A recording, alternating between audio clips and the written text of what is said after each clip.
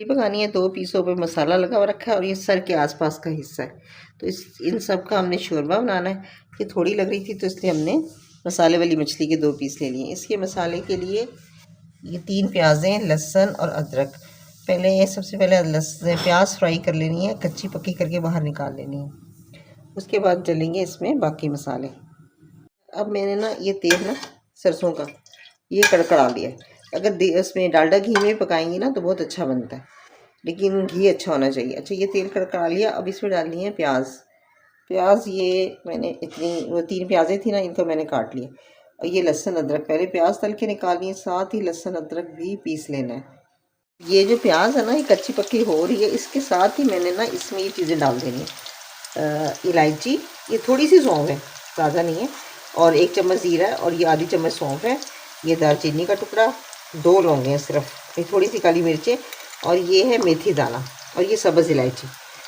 ये देखिए, इस तरह ये मैंने डाल देनी है सब चीज़ें इसी प्याज में। जब प्याज की कंडीशन ये है, ताकि मसाला भी ना जले और प्याज भी हो जाए, इसी के साथ ही तली जाएगी। इसमें 2 तेज़पात भी डालें मैंने।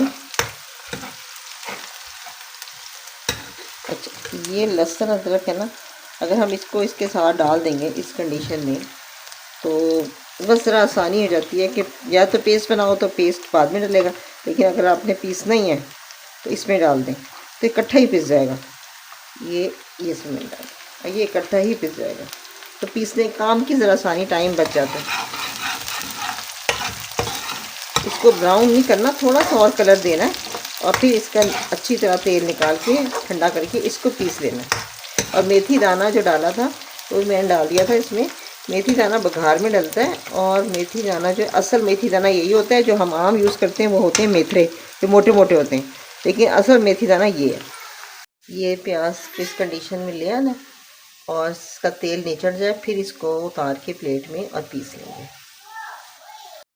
ये मैंने ना लहसुन अदरक प्याज और ये तेज़पात और गरम मसाला, ये सब पिस जाएगा इसके साथ। तो ऊपर से सिर्फ खाते वक्त ज़रा सा अगर ज़रूरत हो तो छिड़केंगे। अब ये तेल है, तेल में मैंने डालना है थोड़ा सा नमक। नमक डालने से ये होगा कि मछली जो है ना वो चिपकेगी नहीं, ना तेल में चिपक जाएगी। तो इसको थोड़ा सा डाल के इसका मैंने मिक्स कर लेना। अच्छा, अब ये मेरे पास है मछली, और ये मछली जो है ना मैंने तलनी है।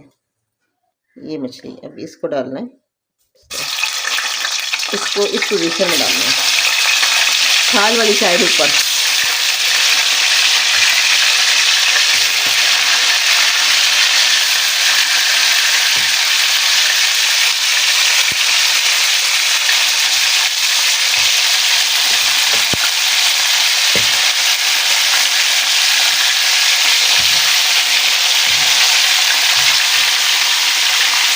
अब इसको ना तलना है, तल के फिर निकाल लेंगे वापस।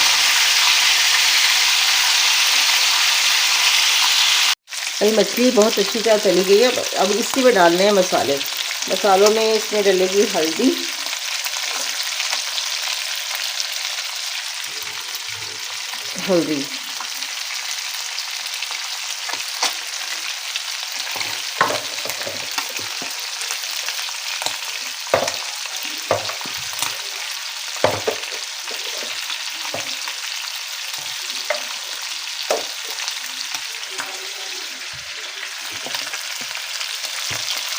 मिर्ची,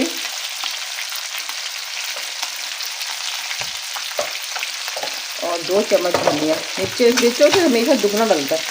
मिर्चें डलती हैं, धनिया जो डाला है, जैसे धनिया डाला है 2 चम्मच, तो ये मिर्चें डाली, उससे 1 चम्मच मिर्चें डालेंगी और आधी चम्मच हल्दी से भी कम।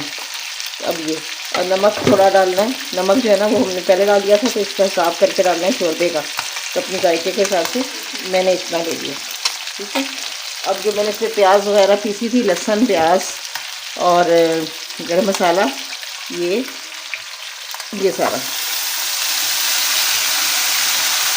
सारा निकाल के इसकी थोड़ी भुनाई करनी है। अब थोड़ा मसाला बाकी ब्लेंडर में वो भी डालना है।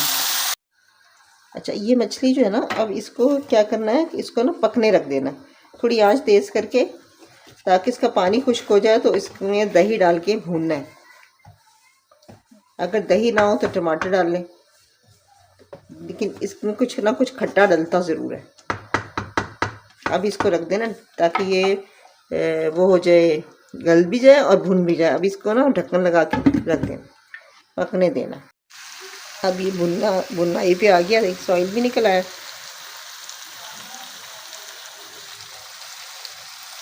अब थोड़ा सा ऑयल और निकल आए, किनारे ना देने बस। तो फिर इसमें डालनी है ये दही।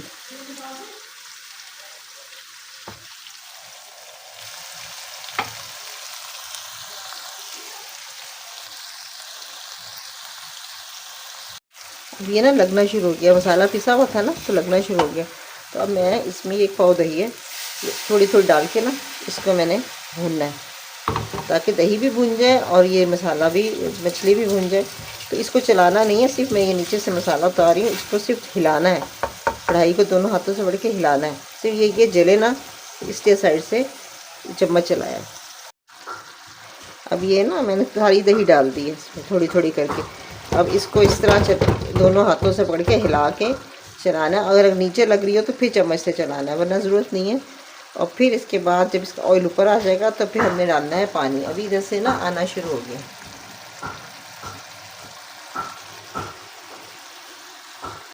अच्छा, इसकी भुनाई चेक करें, ये इसका ना दाना पड़ना शुरू हो गया। हम कहते हैं दाना पड़ना शुरू हो गया। ये जब इस हद तक भुन जाएगा ना तब इसे हम पानी डालेंगे, ऑयल भी निकल आएगा और इसका ना ये बहुत अच्छी, ये देखिए इस तरह जब हो जाता है ना, इस तरह, तो तब कहते हैं कि ये भुन गया।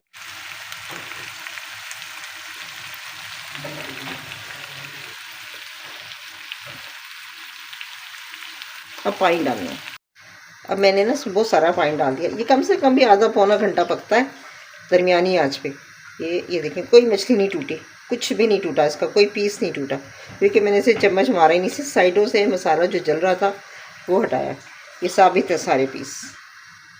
अब ये इतना पकना है जितना भी शोरबा रखना हो, शोरबा थोड़ा ही रखा जाता है, ज़्यादा नहीं रखा जाता।